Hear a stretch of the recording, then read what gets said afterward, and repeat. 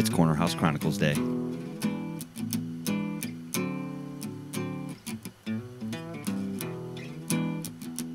Welcome back to the Corner House Chronicles, folks. This is episode 94. I'm John. I'm Jason. And I'm Aaron. Once again. Making it a habit. Right before the busy season kicks in. Pretty much. Get while the getting's good. All right, so what's new, fellas? Anything? Nothing exciting. No? Well, There's some things exciting. there are some things that are exciting.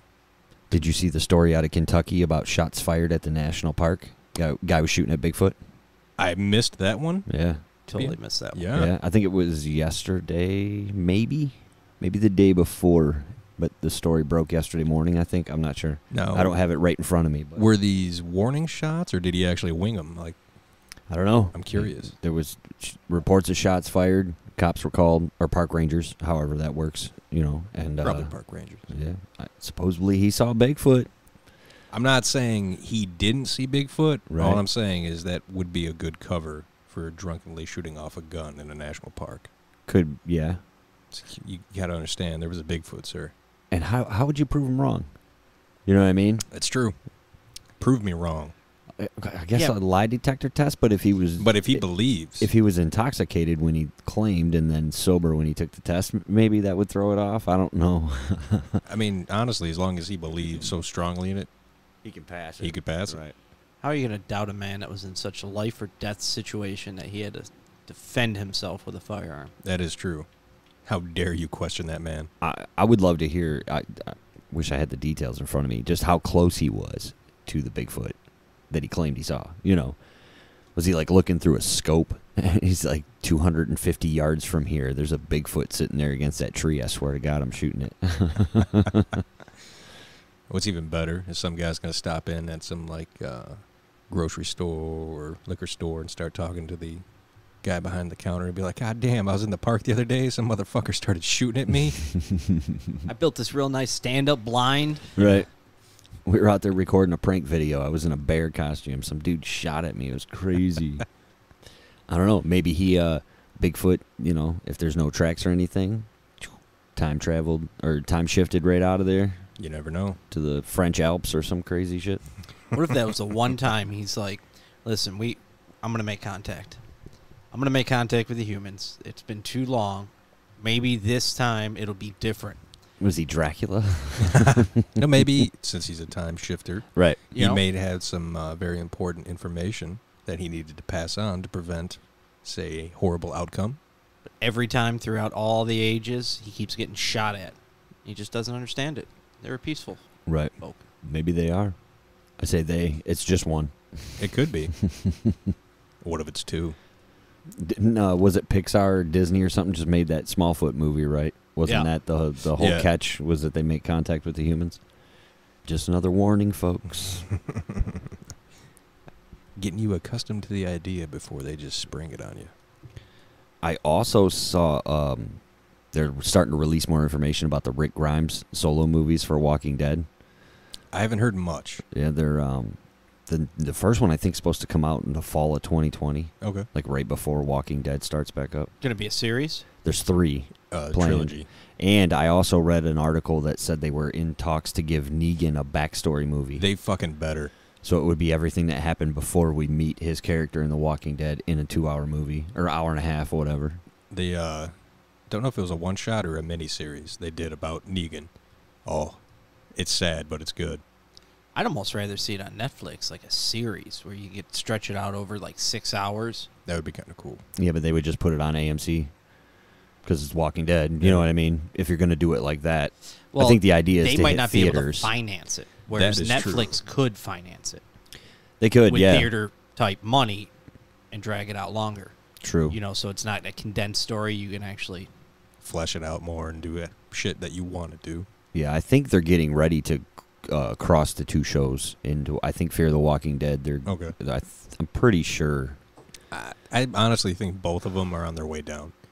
You mean like the groups meet, correct? You're right. They've already sent 1 or 2 people from one show to the Morgan other. went from Walking Dead to Fear the Walking Dead, and I think they're making their way east through the country. So the idea, I'm sure, is to eventually get them both on the same show, probably right around the time they end it all.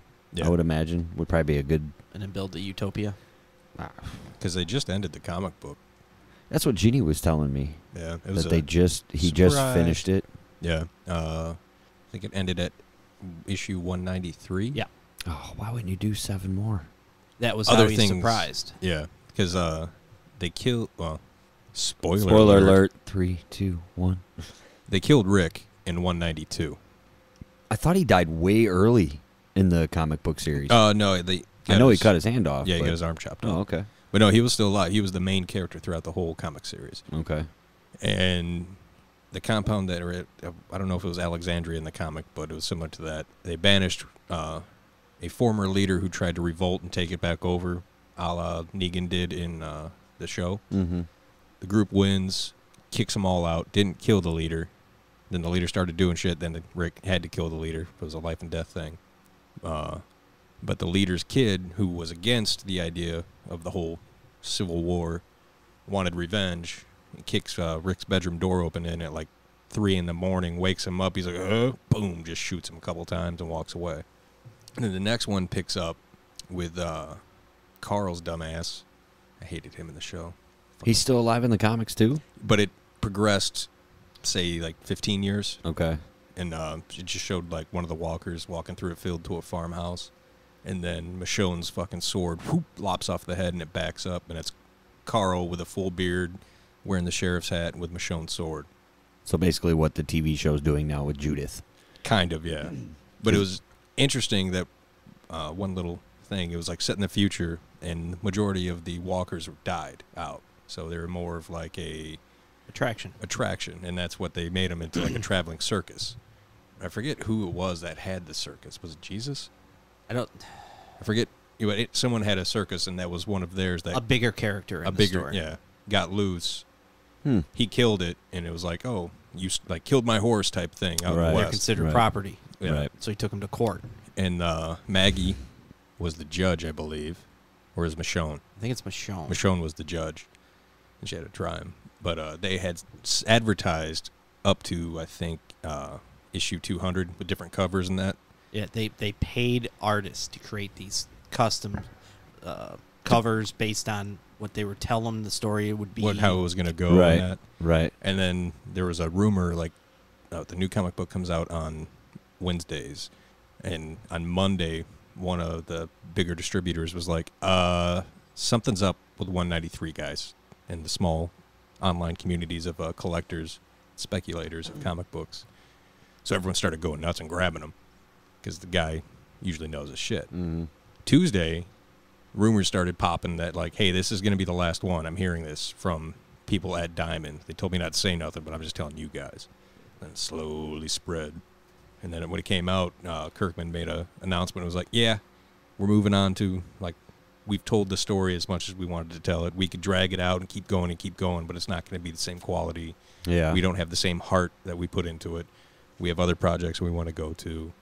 They could probably get, 3 to 5 more TV seasons, Shit. at least, out of what he did of the comic before it stopped, right? Well, it's They could- already so loosely based. Yeah. They're just taking the core ideas, but they've already Yeah. changed so many characters and created characters. Which is kind of cool, Yeah. for the And TV another thing aspect. they could do is focus, like you said, do like the prequel to Negan, Right, his backstory. right. Follow him while all the other shit's going on and how he reacts. They can do a whole bunch for TV show wise. They should probably do a movie or a Netflix series, something like that, for Daryl Dixon's character. Oh, yeah. Because he wasn't in the comic Nope. at the beginning. They actually developed that character specifically for TV and for him Yep. as an actor. And they had him written to die off, if I remember correctly, when it, like the second season they came out and talked about it. He was just supposed to be in there for a couple seasons, Yeah. have his run Couple with his brother. episodes. Was it just episodes? Yeah. But then he got such a great... He's fucking Norman Reedus. How Yeah. could you not see that coming? Because I think the plan, from what if I remember it correctly, was once Merle died on the rooftop, Daryl was supposed to go after the group, and then he dies. But Right. then you find out later that Merle lived, and then Merle comes back for revenge, and then they're like, well, we can tweak that. Right.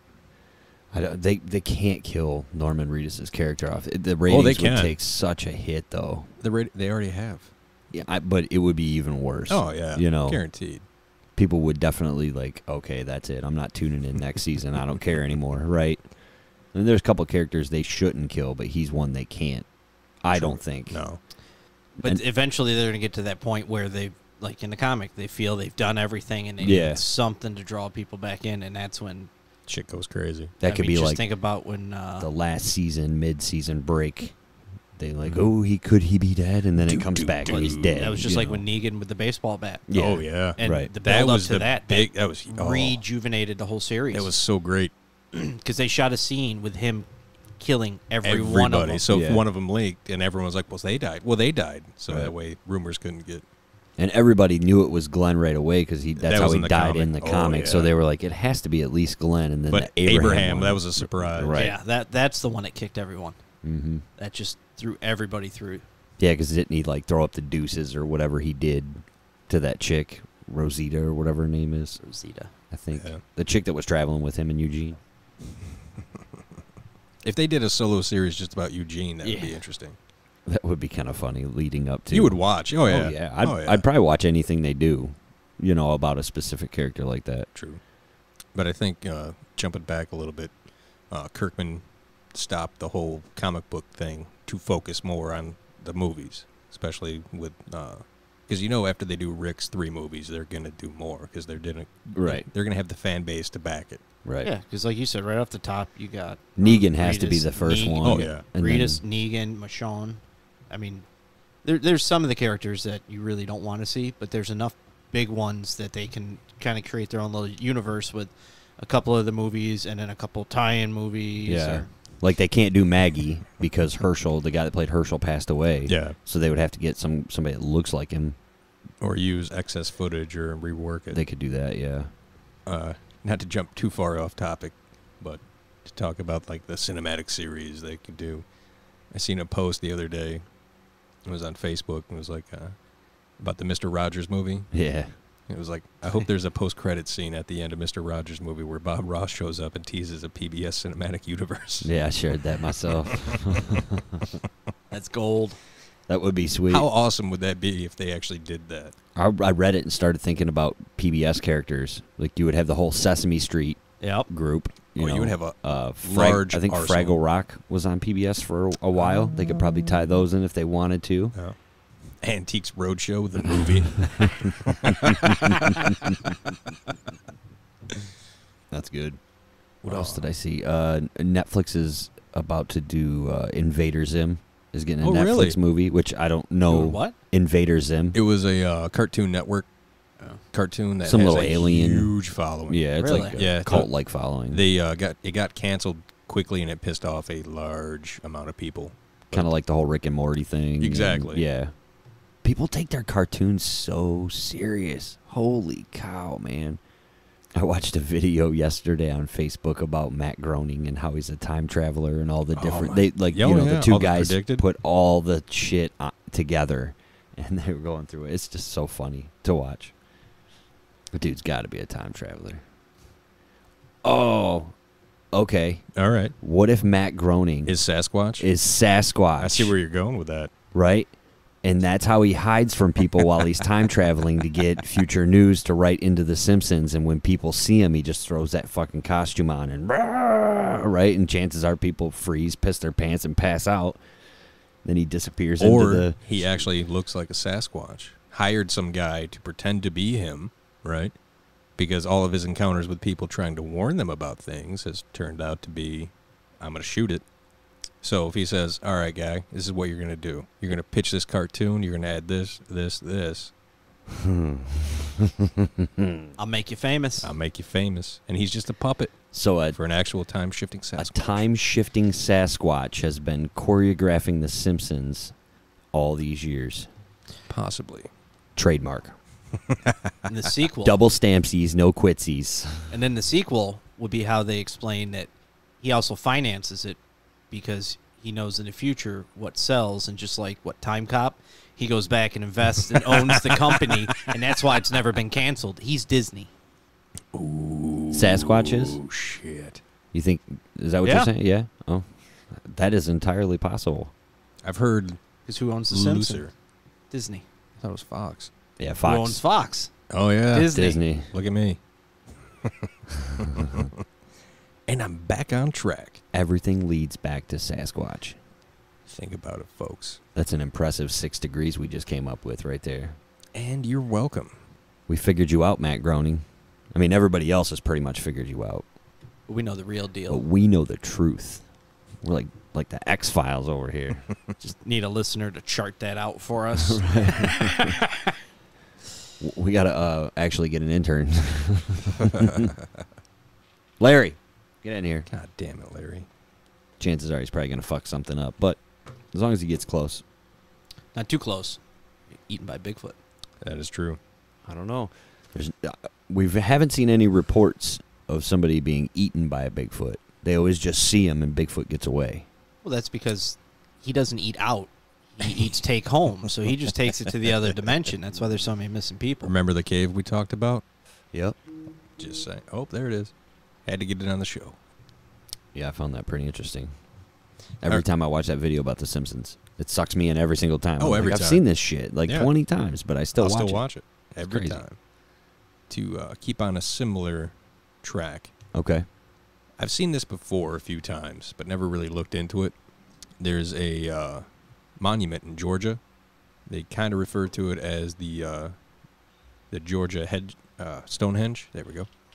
Okay, I think I've heard about it or seen a headline or something. So there's a little picture. It's called the Georgia Guidestones. Okay. All right. So what it is pretty much how to rebuild a society after an apocalyptic event. Okay. It's written in how many languages here? So it's has the instructions written in English, Spanish, Swahili, Hindi, Hebrew, Arabic, traditional Chinese, and Russian. Wow. And there's 10, not commandments, but guidelines. First one is maintain humanity under 500 million in perpetual balance with nature. Number 2. Boy, we fucked that up. Whoops. Guide reproduction wisely, improving fitness and diversity. Number 3. Unite humanity with a living new language. Number 4. Rule passion, faith, tradition, and all things with tempered reason. Number 5. Protect people and nations with fair laws and just courts. Number 6. Let all nations rule internally, resolving external disputes in a world court. Number 7. Avoid petty laws and useless officials. 8. Balance personal rights and social duties. 9. Prize truth, beauty, love, and seeking harmony with the infinite. 10. Be not a cancer on the earth. Leave room for nature. So this thing is not only just a massive fucking stone monument. It's also used as a calendar, a clock. You can there's astronomical charts on it, and it does a whole. It's set up in a way that each slab, I guess, is facing like one's true north, south, east, west. Huh. It's quite interesting. It's in Georgia, you said? Yeah, in Elbert. Am I right? The state of Georgia? The state of Georgia. Okay. Yes. This is like the biggest case of In do what Elbert I County. say, not what we do. Pretty much. But it got me thinking, like, is this the only, in case of apocalypse, type of monument out there? I'm sorry, I thought this was America. Do what I want. But it made me think of The Walking Dead. Because no matter how hard you try to make a fair or just or utopia, if you will, you're going to have people like Negan who have a different outlook of what that is. Right. And how to protect people. And then you're just going to have the crazies that just do what they want. Isn't that like the whole basis behind the Matrix? That's why they talked about making the Matrix perfect, but it kept crashing because the humans wouldn't believe that that's possible. Yep. Georgia, Deep of all on you. places. I know. That was, it was privately funded, too. Oh, I could have guessed that. But does it say who Mm-hmm. put up the money for it? And they probably have their signature at the bottom. Did I want to know, did the person that paid for it, are they the one that wrote the 10 guidelines? Or did somebody else write it? I'm sure they had pretty big influence. So Robert C. Christian approached Elberton Granite Finishing Company on behalf of a, quote, small group of loyal Americans. to commission the structure. Militia. We're not saying it was Sasquatch. So it's in granite. Yes. Does granite weather? I believe granite, for like geology-wise, it's one of the harder minerals. You would think in this day and age of all the stuff that we can make, there's something that doesn't. Granite has some lasting power. All right. Plus, they're standing up, too, so when the rain or whatever hits it, it's all going to run down. Unless, you know, let's say, an earthquake or something. the apocalyptic knock them event over. is a nuclear strike. On Georgia. On Georgia. And at that point, let's say if it's in the radius of the fucking, what is it, how do they call it, the, Blast zone? yeah, point of impact or whatever, if it's within the certain Ground zero. Ground zero, there we go. Again, this garage just sucks all information out. But yeah, if it's so close to it, that just get blasted into pieces. When was that created? 1982? All right, so it's been I a think. while. Yeah, it's been up there for a minute. So you know the Russians had that on their list. They're like, oh, you made that? Okay. No, you ain't coming back from this. Wonder why the different languages. Just in case. Not everyone speaks the same language. Because if it's Let's say... a world ending, then people may end up being nomadic. Yep. Right. So they may travel and they may not. But what happens if they don't find it for, say, hundreds of thousands of years and the languages have lost and they've already created a universal language and they can't read It's it? just a bunch of That's clicks and noises. And They're like, obviously these are smart people. I mean, they didn't quite do the pyramids, but they did these, and they have a bunch of markings on here. If they'd just been pictures, we'd have been able to decipher them. there we go. This got me thinking, though, when I first found it. And I was like, unite people under a universal language. And then I got to thinking, like you did, what if so much time has passed that those languages are pretty much dead? And I was like, are there universal languages? And there are a few, actually. Yeah. Yeah, the biggest one's called Esperanto. It's, they say you can learn it within 150 hours of practice, whereas, like, English is somewhere around 2,000 hours. So the learning curve is pretty simple. Wow. Okay. All right.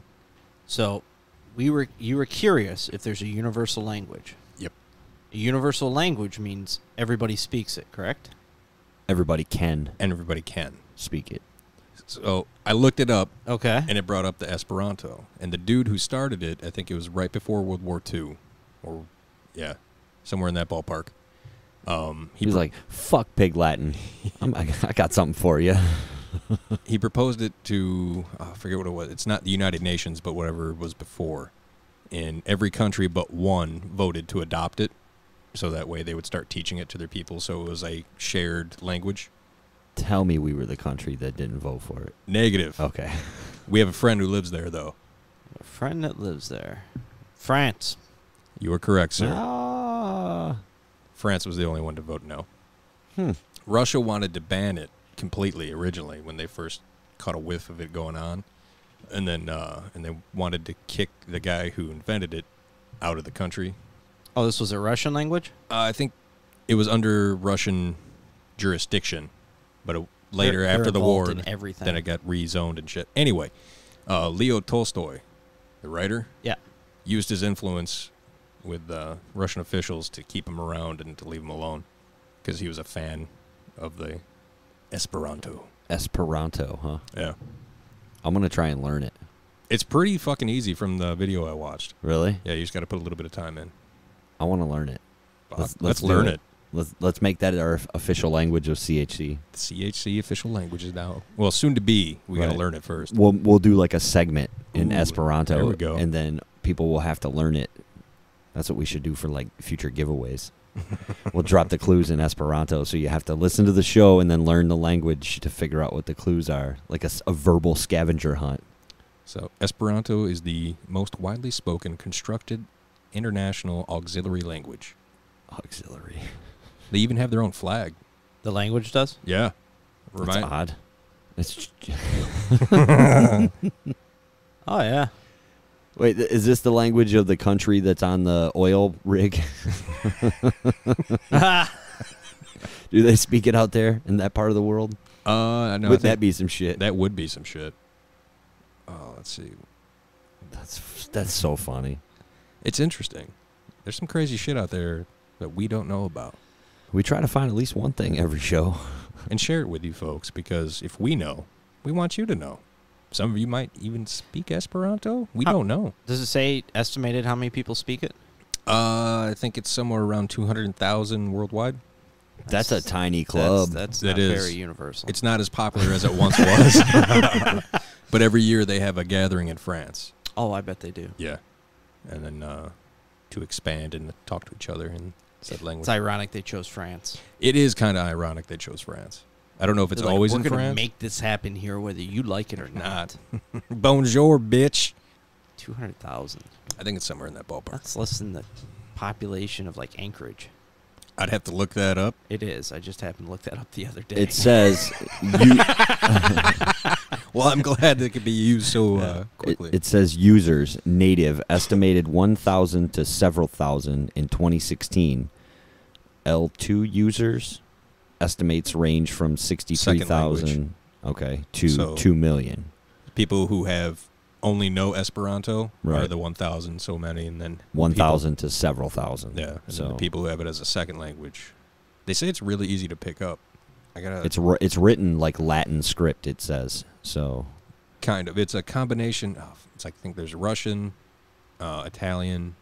It's like 5. or something. Vocabulary from Romance and German languages. Grammar from Slavic languages. Okay. Is what it says here. Roman? It says Romance. Romance. So it'd be French, Spanish, and Italian. The languages of love. All right, makes sense. It says his goal was to create an easy and flexible language that would serve as a universal second language. That's pretty cool, man. The guy just come up with The his universal own. second language? That's what that It would wanted to serve A universal to as a second foster language. peace and international Wanted to be understanding. the universal second language. So everyone, like whatever your native language is, Okay. everyone would know it as the backup. I took it as, well, what the fuck is the first universal language? What are they trying to overcome here? So that way, if like you travel abroad and you say go to Germany, but you don't know German, So if you start learn speaking native, Esperanto, you learn this. people would be like, I speak Esperanto. Okay, that makes a lot more sense. Yes. Is that kind of like when we had Eldera was in here and she was telling her how where she lives in Spain, it's The kind of like dialects. The dialects is different, yeah. Hmm. It's interesting, isn't it? Yeah. So it started dying off when like Google came out with Translate. Oh, way before that. I don't even know if Esperanto is on Google Translate.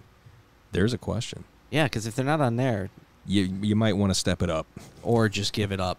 I mean, hate to break it to you, but they've been around since what? You said the 80s? No, World War II, you said, right? Oh, yeah. So, I'd yeah. have to look up the actual and date of inception. they still, Jesus. When was it founded? So that's 60, so that's over 70 years, and they can't. Oh, I'm sorry. 1887 is when he published it, so I was way off. Holy shit. Maybe World War I. So they're gaining a person a year? They need better marketing. The Chinese government has used Esperanto since 2001 for daily news on china.org.cn. Because of all the dialects. Makes sense. Yeah. The Vatican Radio has an Esperanto version of its website.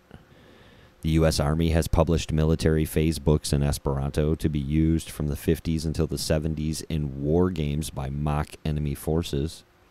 Oh, it is on Google Translate. Oh, translate something. What do you want to know? Population of Anchorage.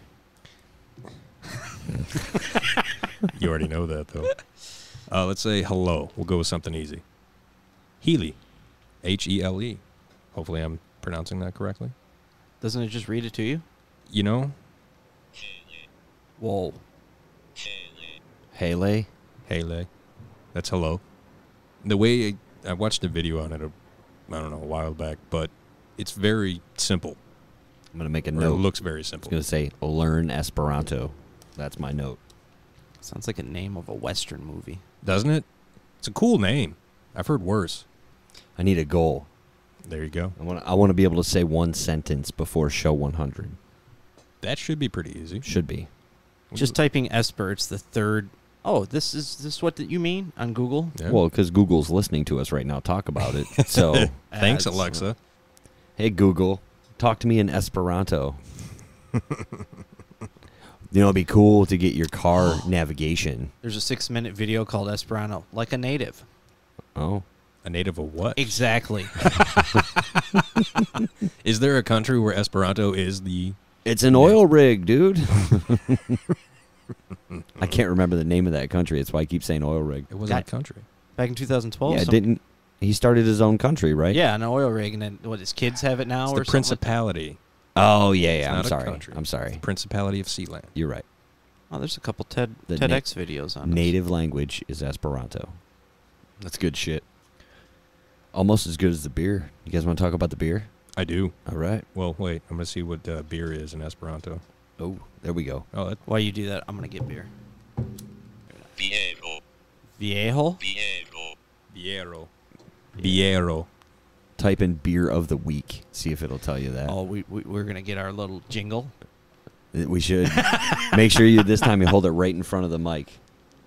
Viejo de la semana. There it is, folks. Beer of the week in Viero Esperanto. de la Cimero. Probably butchering that, but yeah. Esperanto. All right. So day is the De la of. So they're gonna So use it- male and female, much like Mhm. a lot of the languages in Europe, Spanish and such.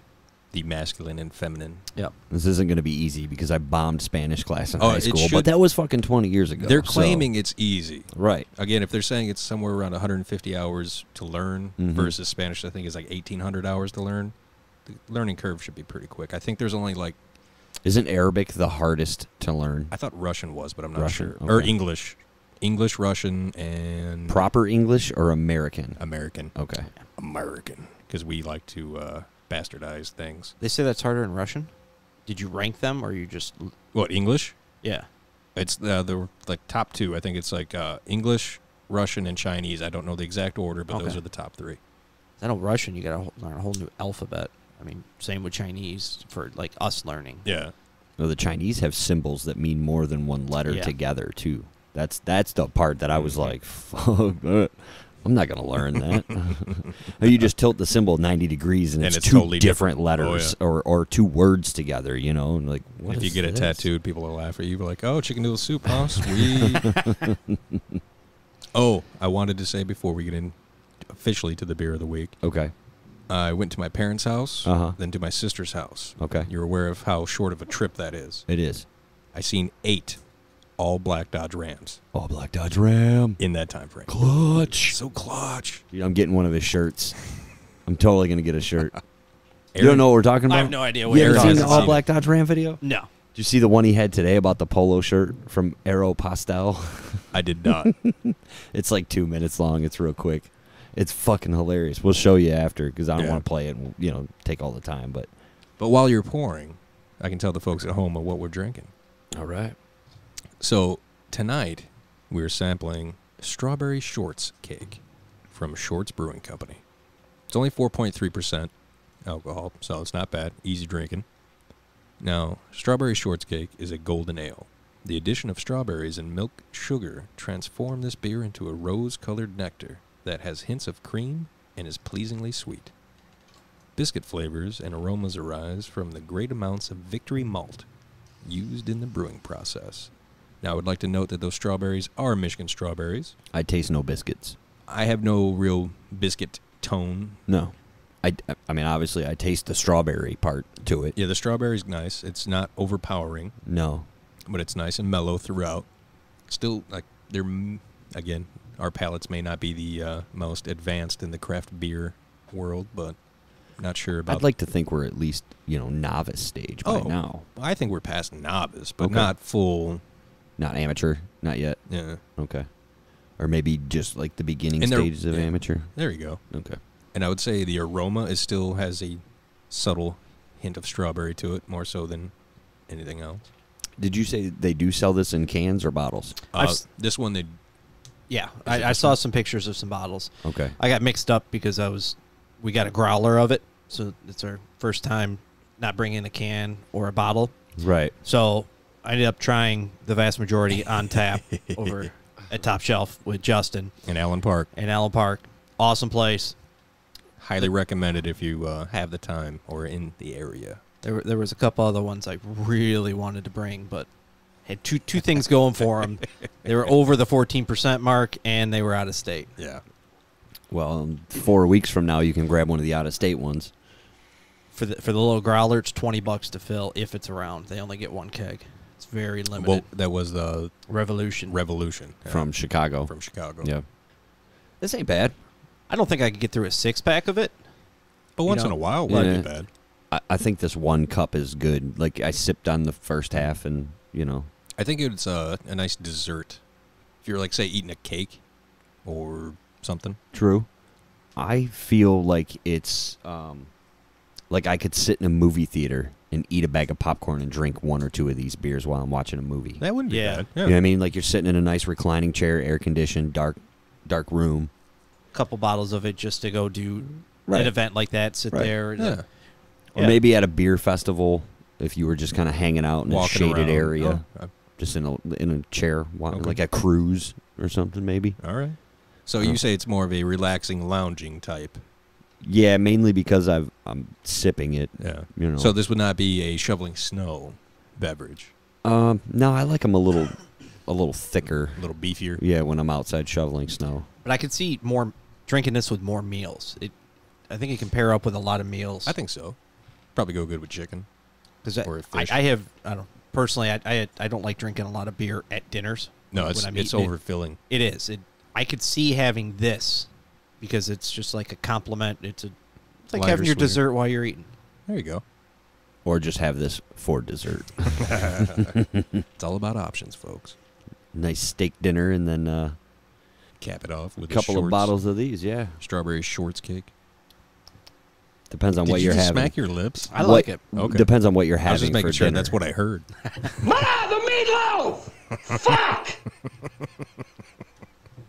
All right, so let's rate it. What are you guys thinking? I'm going to go 3.75 on this. Whoa! I like it. It's been a while since you've gotten up in that range. I was It just has trying been to a think while. of how I could compare it because it's not like to me, it's not a drinking beer that you'd sit there and. No, but I like the taste. Yeah, I'm not arguing. I'm not going to like knock out a fucking 12-pack and just go crazy with it, but once in a while, that'd be nice. Strawberry Shortscake.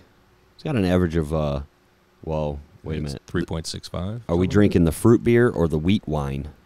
I'm pretty sure it's the fruit beer. Oh, hold on. Let's see if I can. Pretty confident. Oh, no, the wheat, never mind. The wheat wine is Funky Buddha Brewing, or Brewery. I didn't even see that. Yeah, it's probably not that one. Yeah, that's totally different. Okay. My bad. Shorts Brewing Company, fruit beer, 4.3 ABV. Let's see. Check in. Would this be draft? Yes. Nope, growler. No. Oh, does it have that on there? Growler, yes. Oh, Growler. does it? I Boom. put draft. It's all the way at the very end. You scroll Oh, all the making way. me look. Thanks, Untapped. How dare you make me bleed my own blood? I'm going to go strawberry Make sure you tag top shelf. light. Do I have to type in top shelf or is it Yeah. Yeah, you type it in, it should come up as under a tag friends or location? Location. Okay. Top shelf liquor. I always spell liquor wrong. That's one of them words. I'm going to give it a solid 3.0. All right. That's what I'm going for. And I tagged it under, let me see. I got to get back to it here. All the badges popped up. I'm gonna go 3.5. Because again, I agree. It's a very good beer. I don't think I've ever had it before, actually, which is weird because it's shorts. Shorts, you know, we you usually would go think- through. I know we've never had it on the show. Well, we haven't. I mean, the ladies might have brought it by one time, but I can't remember. The shorts strawberry, no. So we got a 3.0 from me, a 3.5 from you, and you went 3.75? Correct. Okay. It was right about average. Is that what it was? It I was like missed the average. 3.56, I think, was the official average on Untapped. So my score probably, dropped it down a point, and then you guys shot it back up there. So it's not bad. It's still weird that when we have beers not in a bottle or a can, I agree. But we're expanding our horizons. And it opens up a new category for the lampies. Because we have the shelf. Right. And we can't obviously put the growler No. on the shelf. So we're going to make a new lampy for the best beer we had out of a growler? The most valuable growler, the MVG. Okay. So far, Shorts is in the lead of that category. Congratulations to Shorts. Crushing it. Hold on tight. Clutch. And they're getting in just before the Lampies too. They got in at the right time. So I would say we definitely have to have at least 3 or 4 more growlers before November. So there's somewhat of a challenge. There's going to be some bourbon barrel aged coming. Yeah. Yeah. Oh, Going to be one of them crazy nights. It's going to be. Almost every one of them are over. How about this? how about let's hear it. A 14.2% beer out of a growler or 2 for show 100 while we play poker. Woo! Done. That could be fun. I'm in. Well, I know we got some people that we know that'll come over here and play some cards with us for a couple hours. That is true. And we'll talk some shit while we play cards. Look at us making plans, Yeah. folks. Not only are we broadening our horizons in the craft beer world, we also plan to learn Esperanto. Yeah. Learning a new language. It's going to be neat. It's my after camping goal. It'll be the official goal of, or official language of Open Seat Media. There you go. There it is. We're going to have our website will have a Esperanto version. Right? That's where all the clues are going to be hidden. Do you want to elaborate on that for the listeners at home? So for the listeners, you can now go to openseatmedia.com. That is going to be the media collaboration where we're grouping together the podcast and some of the future content makers that we have. Hopefully, heading to join the ranks. Going to use that as the focal point for trying to basically expand our listener base, our audience, Our reach. Yeah. Build our empire, if you will. It's got to start somewhere. And just happened to coincide with our first ever sponsored giveaway This is true. with Michigan Beer Box, which launched August 1st. Geez, we're recording. So that was launched, maybe 6 hours before we started recording? Yep. Yeah. Yeah. And already got hundreds of people. Entering, yeah. Entering, That's sharing crazy it. how quick people are jumping in on that. It's nice. And if you are currently listening and have no idea what we're talking about for the MI Beer Box, Go to our Facebook page. go to our Facebook page. We have a Gleam contest going right now. Please enter. Listen to episode 93 as well. True. We kind of Yep. went over a lot of what Michigan Beer Box is on that episode. Mhm. It's not going to cost you anything. You just have to check out some of the websites, the social media places. Mhm. For We both. do have a question on there. What your favorite brewery is? Yes. We want to find out what your favorite Michigan brewery is. So that way we can start getting some more on the show of stuff you're interested in or are a fan of. Now, do you have to answer the question in order to win? That one? No. No, But you get that's- extra entries. Okay, because I thought about making it mandatory, But not everyone has. and in giveaways, especially since there's so many different ways to enter, I think each person can get multiple entries for doing different things. Because we want you to go check out Michigan Beer Box. We want you to go to their Facebook page, their Instagram, Our our pages. Subscribe to the podcast. It's to get them more subscribers. And if you're going to go over there and subscribe for 3 or 6 months, use CHC Pod, get 10% off. It's for us to get more listeners. It's a collaboration, so it's very exciting for us, considering it's the first. It's pretty big for us. I mean, we've done a giveaway before, but it was all out of pocket. right. This one it's just. we are a huge currently up step to 217 Entries? entries right now. Damn. So that's going pretty good. So that's Welcome not to bad. all you new listeners, And that's if you're just- listening, That's just one post on each of the social media, Mhm. on Oh. day one. and it's going to run all through August. Until Well, the 31st. It's going to run till the 30th. 30th. And we're And then yeah. the 31st, we're picking a winner, and then we'll reach out and hook you up. I believe it's the September box is going to be shipped out to you. Mhm. The premium box The premium, which is the one we unboxed. comes with a The one you all unboxed. yeah. Comes with glassware, a T-shirt, and a bunch of other swag from a Michigan brewery. And that can be random from what it sounds like. Yeah. Sometimes there's a coaster in there. Sometimes there's other little knickknacks. Stickers. It depends on bottle what the openers. brewery has. And Exactly what Yeah. they want to partner and deal with. I put the big buck sticker on the dry erase board there. I saw it. Nice. Got the Bottle Got opener the handy. free pints sitting up there. Meal discount. Should I read off the ways to enter, or just Nah, let them go figure it out. fair enough? It's not hard. Oh. Although if you do, there's I believe 10. Yeah, there's 10 different ways to enter. And the 10th way, the only way you can get the 10th, which is a bunch of bonus entries, is if you do all the ones above. All 9 other ones. give you But- some incentive. Yeah, give it a shot. Who doesn't like free stuff? That's all I'm saying. Yeah, I mean, because if you do all of them to get that 10th one, you increase your entries by 25%. That So ain't that's- bad. It's pretty substantial. Right. Now, Michigan Beer Box, they haven't been around for very long, have they? I don't remember if we covered this last week, how long they've actually Ooh, I been a don't think we company. did.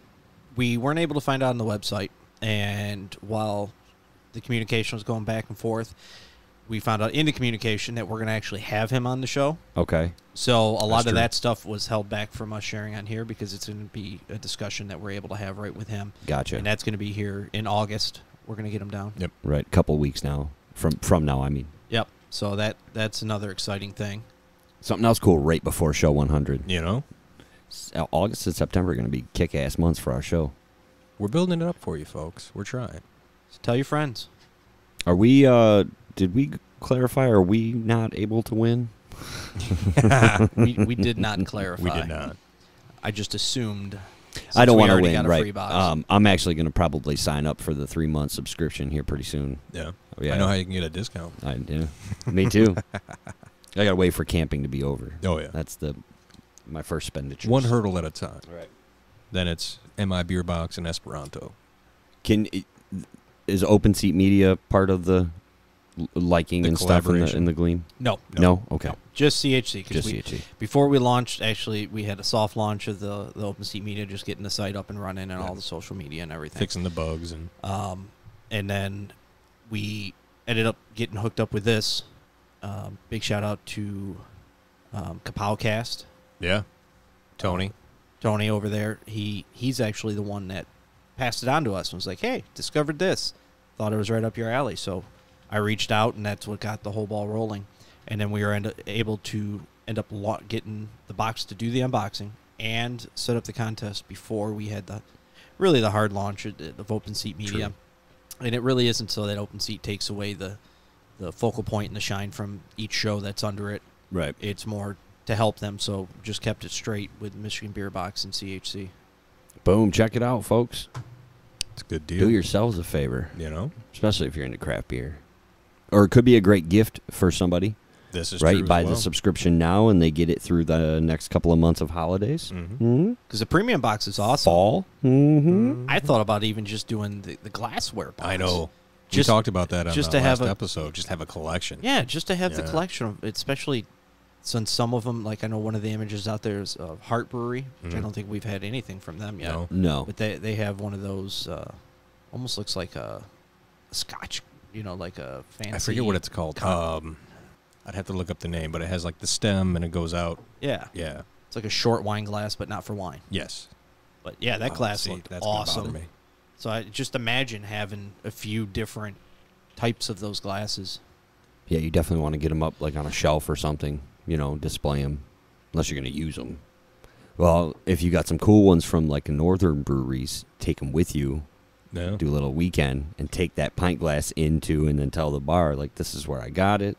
Because I'm sure those small craft spots like that would love to find out that what they're doing to advertise and promote is paying off. Absolutely. Just much like we would Definitely. be excited to find out.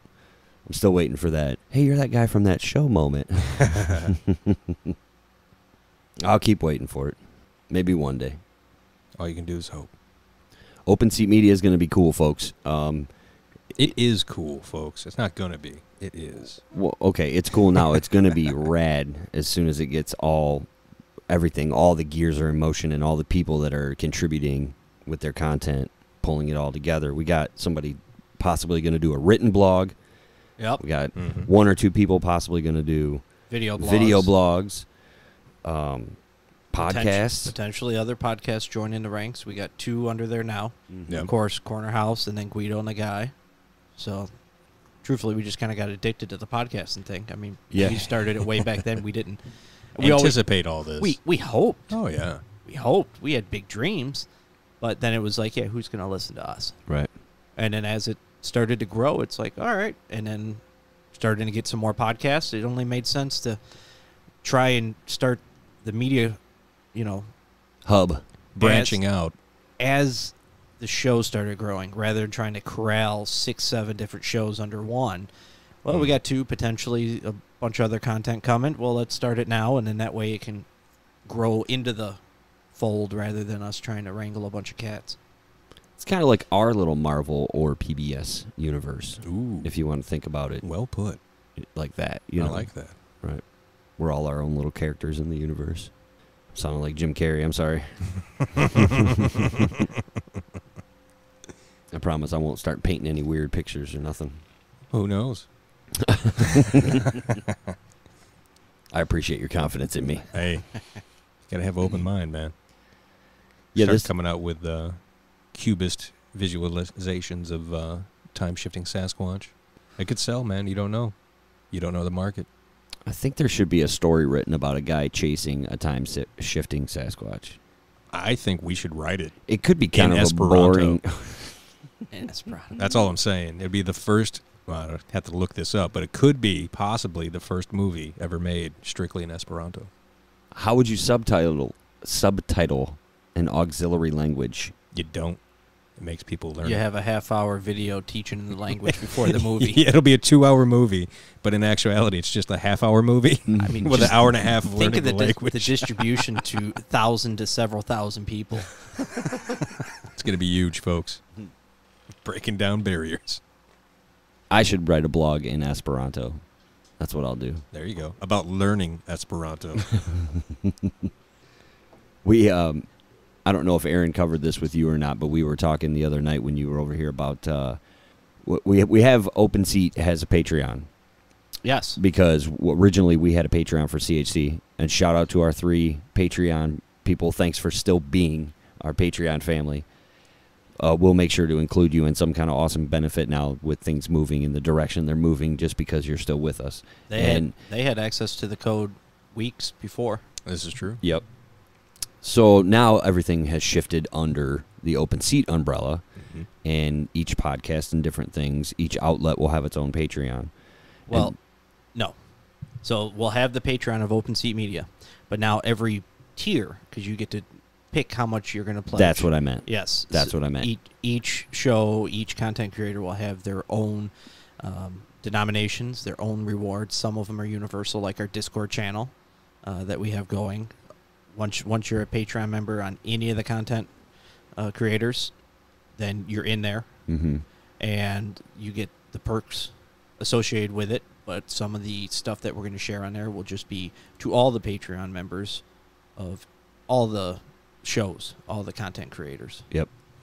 And so the one thing we were talking about doing that we think would be really, really cool for our Patreon people, for the Open Seat, would be to maybe record a podcast about how we started, why we started, kind of vocally narrate our time through, and then this is going to be kind of like part of the hard launch for Open Seat.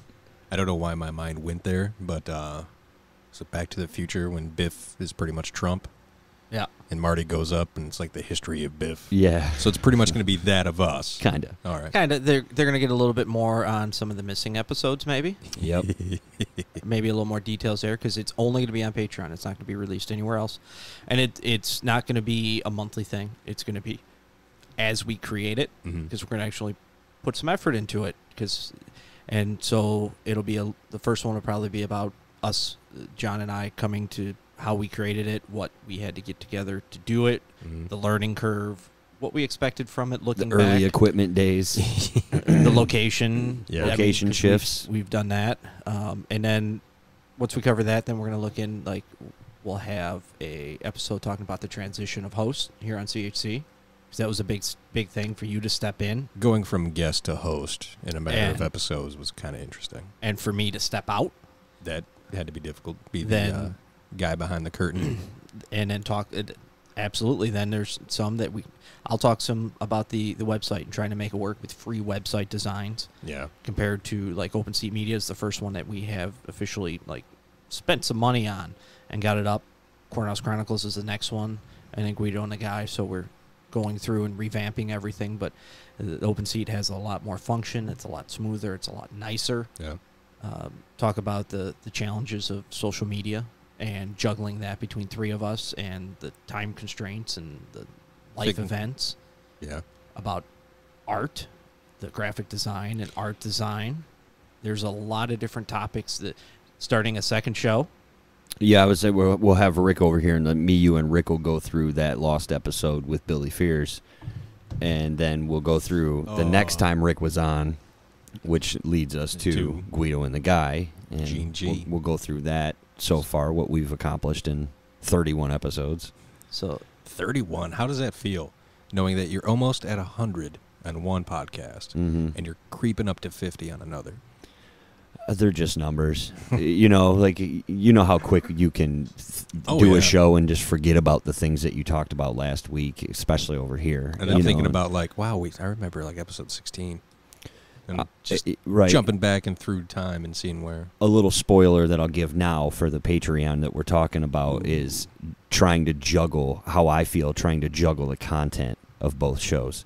What to keep for which. Finding myself in, you know, that diagram where you have the balls. Venn diagram. Is that what it's called? Right. Yeah. And then you put myself in the middle, and I'm trying to, like the Lady Justice, right? Because you essentially have, not characters, but you have a personality of what's talked about. Right. And what we try and keep constraints on one and no constraints on the other. Yeah. So it definitely has to be a challenge because there's things that probably pop in your head you're about to say and you're like, yeah, this isn't the place for that. I was planning on saying that in the other one. Who am I talking to here? I mean, and not to mention we can talk about all the equipment changes. Yeah. I mean, we've been through quite a few different mics, stands, the Rodecaster. That was a huge difference maker. The thing is really cool. Oh, yeah. I mean, with the phone call ability we have now man. and the drops and stuff. So I think that for Patreon, that'll be something really endearing, really just special. Yeah. That's awesome. So you listeners that are listening to this now, get over to our Patreon setup and get yourself signed up. Yeah. Any one of the tiers for the Corner House Chronicles show. I think it would be valuable for people who have thought of the idea of starting their own podcast and not really like went full force like, well, how do I do it? We'll have information there. And if anyone really has those questions, they This don't is want to true. wait for this history stuff, just hit us up on Open House, Open Seat Media, Open House. Corner House Chronicles, any of the social media, anything, emails, hit us up. We have no problems giving you advice, walking you through, showing the setup. The Patreon's going to get a tour of the studio as it's set up now. That'll be put out there. And it's just a little video clip walking around showing you just how non-elaborate it is, Right. but how elaborate we make it. Yeah. I mean, it does feel like a studio. It feels comfortable, even though if you take a step back, you look and you're like, well, I don't quite see that being what you would envision a studio when you think about radio. I'll tell you, one of the funniest things, too, is when people come over here that haven't been over in a while or never been here before, and they go, oh, this is where you do the show, huh? Like, what gave it away?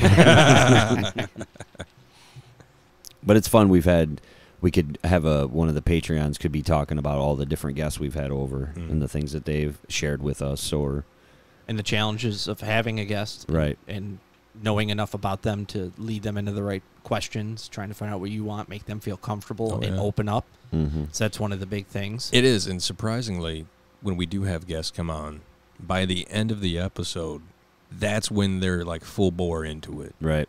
And they're like, wow, this is awesome. It's like, Got to do this again. yeah, it's like, come on back. That's why it's an open seat.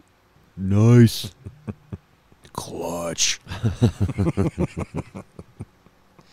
Shout out to Wayne County Life. Your videos are hilarious. That's a YouTube, right? Right? Yeah. Yeah, Is it YouTube Seven profile. Dads? No, that No, was... That's Downriver Danny. That's Yeah. Downriver... All Well, right. Ken. Downriver Danny is a character that he Right. does, a part of Seven Dads TV. Yeah. Check that out. He was a guest in a recent Guido and the Guy episode. Pretty funny stuff, especially if you're into sketch comedy. All right, what else do we have to get to? We covered the beer box with the Gleam contest. Make sure you check that out on all our social medias. The official announcement of Open Seat. Open Seat is off and running. If you're downriver, go to Top Shelf Liquor in Allen Park. Did I hear you tell him, or did you text me, that they had Storm Cloud there? Yes. Okay. They did have Storm Cloud? Yes. They have a... When I was listening to the show, I was like, oh, here, let me just check their... Oh, yeah, they got it.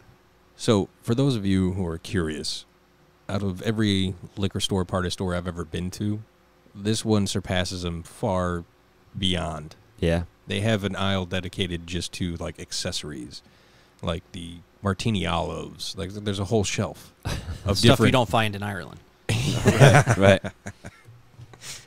That's also a throw Like- like Guido on a guy. like Guido's luggage. But their whole back wall is like 12 different shelves of liquor. Stuff I've never heard of or seen before. Their beer selection is beyond impressive. They got Michigan Spirits. Oh, they do have Michigan Spirits as well. I saw them on Facebook. Oh, highly recommend if you're in the area. Check them out. 'Cause this is the first place that I've gotten a growler. It's the first time I ever gotten a growler. Yeah. And mainly because they're so like cordial or outgoing. They will... Justin. Justin. Mainly because of him.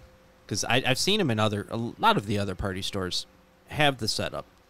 But like I went there today and I spent probably close to 20 minutes just standing around the taps talking about the beers. He knew every one of the beers, the percentages, what city they're brewed in, if they're exclusive to keg only. Some of the, like he was talking about a Chicago beer called Revolution, which is how do you describe it? The distribution is Selective. selective. They pick where it's going to be because it's in such high demand, and they were lucky enough to get a keg. Yeah, when our cousin Mike was here a few shows back, he lives in Chicago. Yep. He was talking about how when you go to, it's like a Whole Food store or something, and they have a Revolution, has a little corner. And they're, every time the beers are different. And He was telling me that that Revolution, I forget the name of the brewery. Revolution is the brewery. Is that? Yes. Oh, I thought that was the name of the beer. No. Okay. Revolution Brewing is the name Gotcha. of the... Out of Chicago. Right. And their barrels, Shout out. their bourbon barrels, they had designed specifically for them. They didn't buy them secondhand or from anyone else. They had them. They have them scientifically created so that no oxygen would get in. But that was the 14.9 that I almost brought over. 14.9.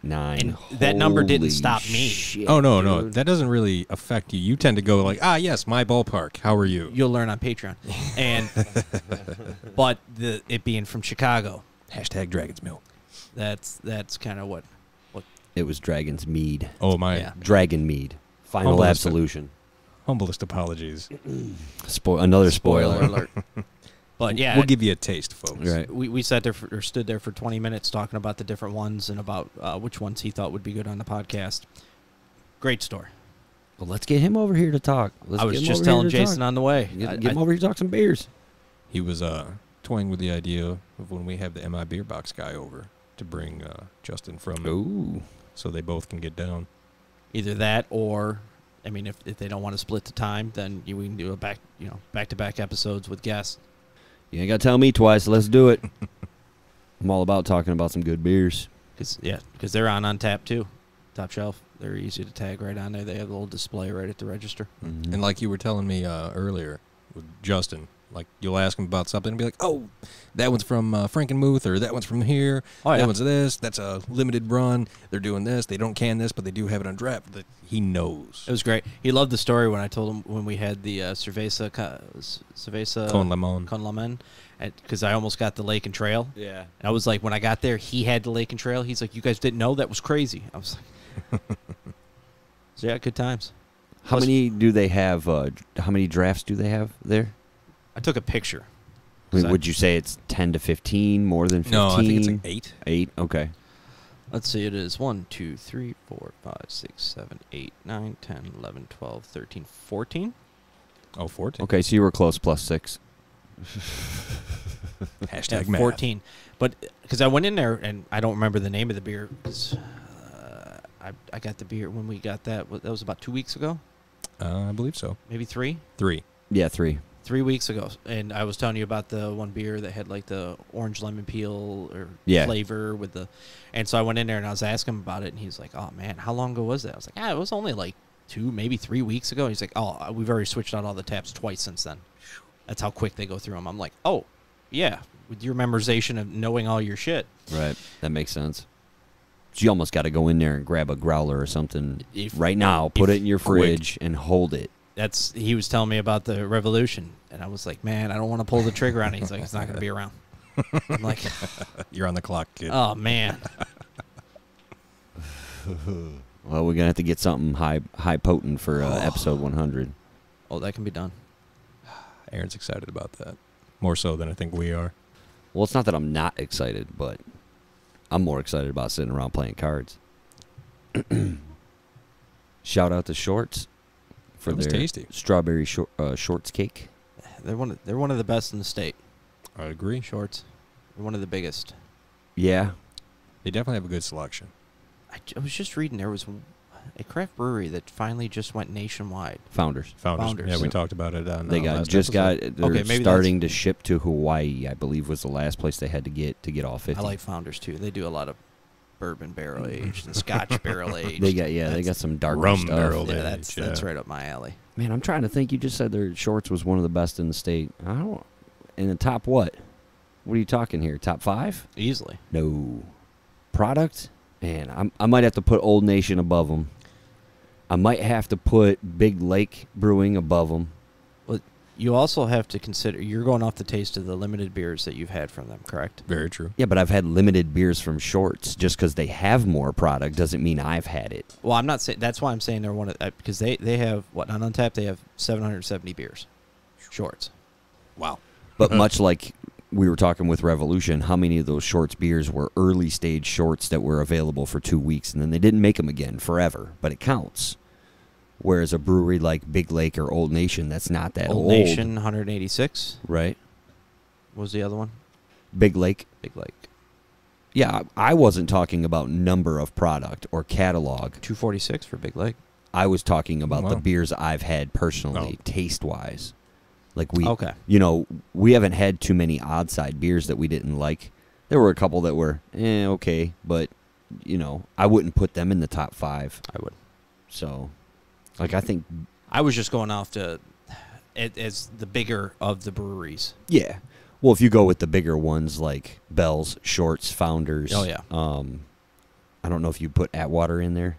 Would you put them in the top 5, like the bigger breweries, or no? I'm not sure. I don't know about top 5. Top 10, yeah. Dark Horse. Probably put them Well, they in. just merged with, look at me forgetting things. Outside has 326. Outside, actually, I think. Oddside and Dark Horse merged, Yeah. really? Wow. Founders has 576.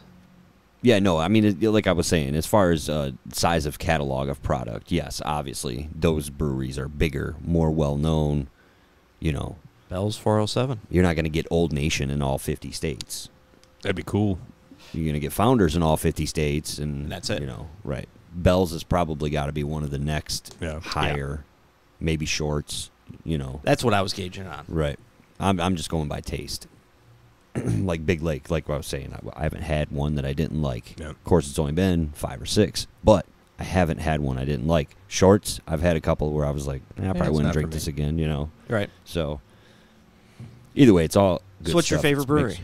of all the beers you've tried? I'd probably go with Big Lake. Big Lake? Yeah. What's yours? Favorite brewery? Yeah. That is one of the questions on the contest or giveaway. That's tough. I'm going to need a second on that. Okay. Odd side. Go.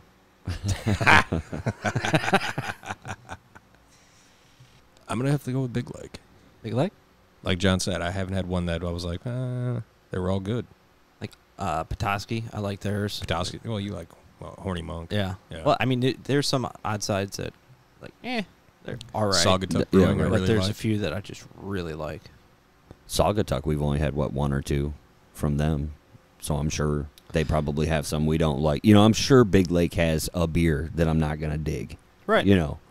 So I was just curious since Yeah. that was one of the questions that. I'd probably say Old Nation might be a strong second there, too. Because I've really liked... What was that stuff that Austin tagged us in? That had a green label on it or something? It was an Old Nation. It was part of that Orthodox series that we were trying. That was It was like Carton Horse, Boss Tweed, M43, something Stone. Greenstone. Greenstone. We should check and see if they had that at Top Shelf. I am sure I they guarantee do. they do. Or maybe it's like a 'cause that's Old St. Nation. Patrick's Day. Maybe it's part of like their early year run because it's green. But that's the other thing I was thinking is that maybe I'll try and look up some of the more northern breweries that we don't think of or have not thought of. Because I believe Top Shelf has quite a few of them. Because, like, was it Stormcloud. Stormcloud was one that we... Snowflake that we had in the actually, box. We'll look up Snowflake and Big Buck and see if we can't find some of theirs to try. Oh, yeah, correction. I was saying, wasn't there a Big Buck at Great Lakes Crossing? It's before you get to Great Lakes Crossing. It's like right across from the Palace, I think. Oh, okay. Yeah. I'm almost positive it's a Big Buck. But yeah, we should try and get our hands on at least some of the, is it Snow Belt or Snowflake? Snow Belt. Snow Belt. Their symbol is a snowflake. That's what it was. If we can get some sent down here, or I'll have the wife pick some up. We know some people going up that way. Definitely get our hands on at least a 6 of that. Or a growler. And beards. Oh, I love beards. Because she's going to be up in that area. I put beards in my top 5. What was we had the one Owl Madillo. Yeah. That was pretty good beer. That was tasty. I think if that's they the made one the I'm shelf thinking for a of. while. Yeah. I know they had one that was really good. I think it was the first can that Casey gave us. Ooh, remember Pez gave us the one can and we had to split it. We were like, son of a bitch, that was so it was good. Yeah. It's like, yeah, that was it. That was very kind of him to bring a can. Absolutely. What it took for him to not drink that can before he brought it over That's here. restraint. Right. That's love. Shout out to all the breweries. Changing the game. Yep. Trailblazing, as I like to call it. Welcome to the Mitten, where we got kick-ass beers. And all black Dodge Rams. It's clutch. Okay, cool. So, MI Beer Box, check them out. Enter the contest. Enter our contest. Buy your subscription. Sign up for Patreon. CHC Pod is our promo code. Yep. All through the month of August. Convenient. Mm-hmm. What else did we cover? Oh, Esperanto. Learn along with us. If you want, yeah. I'm going to have to write a blog now about learning Esperanto. Things in this life you didn't think you were ever going to do. I know, right? Things in the day you didn't think you were going to do. It's like I put that on my bucket list quicker than I should have. Oh, you jumped on that, yeah. Like, there's how many other languages? And I'm like, wait, you just gave me a made-up language? Yeah, I'm in. Learn Sign that me up. right now. Under 10,000 people be able to understand me? I'm in. The odds of me crossing paths with any of those people, too, is amazing. You wait. You'll get a hold of Benny. Oh, what if he knows Esperanto fluently? Oh, he's going to be... Oh. He's probably anti. He might be. Just because they voted it down. I think that was it. That's it. We got everything? Covered a lot of ground tonight. Yeah, we did. Check out Open Seat Media, folks. Yeah. Please and thank you. Stay tuned for episode 95. Coming at you soon. And some cool guests in the future. Next couple of weeks. That's going to be fun, too. Until then, thank you very much. Still here, folks. Now check this out. Thornville is a narrative-driven actual play podcast following 3 monster hunters as they fight to keep a small town in Florida safe from the creatures that threaten it. It's full of action. I'll be like, I'll distract him, you get him. And so I'm going to try... Okay, Bjorn, how are you going to get him? Comedy. I just got this image in my head, now this is me, not Sammy, of this dragon that was collecting materials for a chicken farm. And truly awful dice rolls. Nope, another 3. That's my second 3 in a row. Oh my gosh. If that sounds like it's up your alley, then look us up wherever you listen to podcasts.